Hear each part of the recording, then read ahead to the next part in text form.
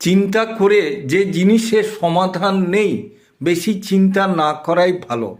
এতে কিন্তু ডিপ্রেশন আসবে, ক্ষুধামন্দা হবে, শরীরে ক্লান্তি বোধ করব, অম্বল গ্যাসে ভুগব এবং সর্বোপরি যেটা ইনফিরিয়রিটি কমপ্লেক্সে ভুগে নিজের জীবনকে নিজেই দুর্বিষহ করব।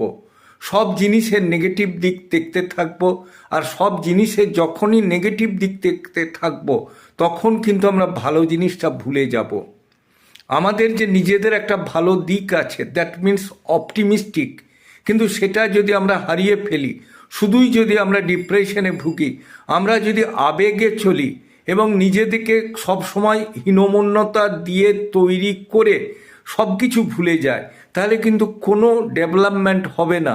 সেক্ষেত্রে কিন্তু আমরা টোটালি মানসিক রোগী হয়ে যাব এবং আমাদেরকে সাইকিয়াট্রিকের উপর নির্ভর করতে